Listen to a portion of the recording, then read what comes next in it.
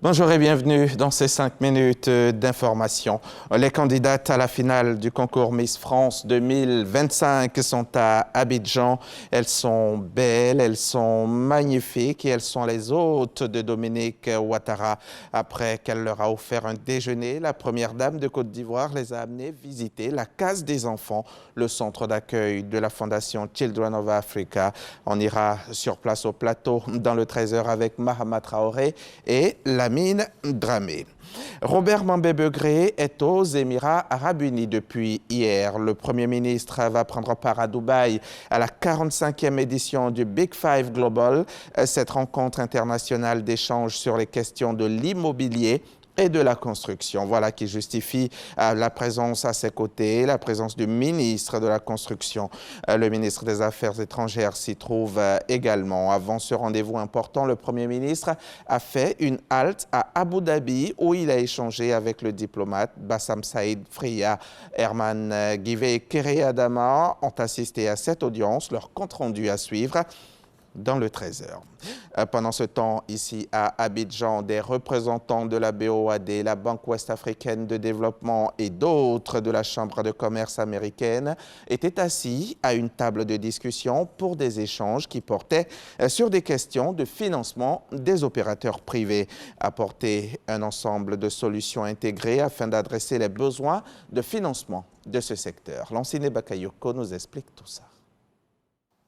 Identifier les porteurs de projets en lien avec les secteurs prioritaires comme les infrastructures de transport et de télécommunications, la digitalisation, l'énergie, l'agriculture et l'agroalimentaire, la santé, l'éducation et l'immobilier, et surtout favoriser leur accès aux solutions de financement. C'est l'objectif de ces échanges entre la Chambre de commerce américaine AmCham et la Banque ouest-africaine de développement BOAD. Ça a été l'occasion de présenter vraiment tout ce que la banque offre comme palette de produits, partant des prêts directs jusqu'au financement en fonds propres, pour montrer à ces entreprises-là que nous souhaitons les accompagner dans tous leurs besoins, aussi bien en termes de financement direct qu'en termes de prestations, c'est-à-dire que si elles ont besoin d'avoir un conseil financier qui les accompagne dans le cadre de la levée des financements et le financement des projets importants. Le dispositif mis en place par la BOAD s'inscrit pleinement dans le cadre de la mise en œuvre de son plan quinquennal de l'IBA, qui propose un ensemble de solutions intégrées destinées à adresser les besoins de financement du secteur privé et concourir à son développement. Les opérateurs économiques, membres de la Chambre de commerce américaine, prêts à saisir cette opportunité. La BOAD est capable de pouvoir accompagner aussi des PME. Je crois qu'il y a une précision qui a été faite, c'est que même si elle ne les accompagne pas directement, il y a des lignes de crédit qui sont proposées aux PME. Donc les lignes de crédit à un taux préférentiel de 6,5%. Je pense qu'il y a matière à pouvoir aller chercher dans ce sens. La Chambre de commerce américaine en Côte d'Ivoire sert de plateforme permettant aux entreprises américaines de résoudre une niche que la Banque ouest-africaine de développement veut exploiter. L'armée soudanaise affirme avoir repris le contrôle de Sinja, une ville clé située au sud de Khartoum, la capitale. Sinja, cette capitale régionale, était depuis 5 mois aux mains des paramilitaires du général Hemedti.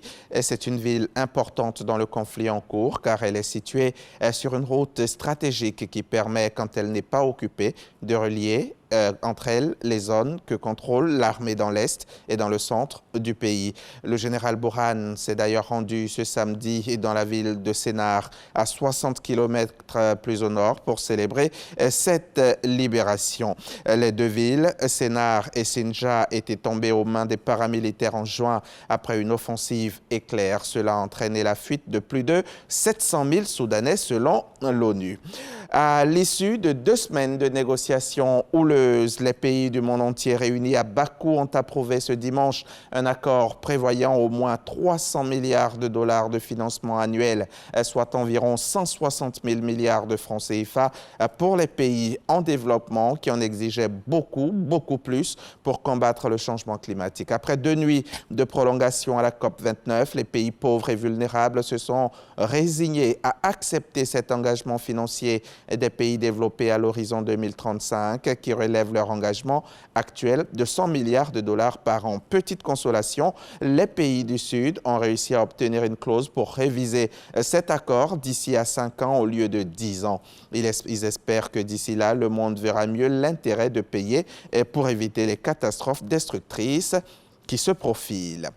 Attractivité des territoires et mécanismes d'appui à la diaspora pour le développement durable de la Côte d'Ivoire. Voilà le thème du récent forum de la diaspora ivoirienne qui s'est tenu à Yamoussoukro les 12 et 13 novembre 2024. Un forum organisé par le Sénat dans le cadre de sa mission de représentation des Ivoiriens établis hors de Côte d'Ivoire en collaboration avec le ministère des Affaires étrangères, de l'intégration africaine et des Ivoiriens de l'extérieur. À 13 h, tout à l'heure, donc, nous aurons sur notre plateau du magazine du dimanche le président du comité scientifique du forum, M. Alcide Djedje, viendra nous dresser le bilan de cette édition 2024. À tout à l'heure, 13 h, RTI 1.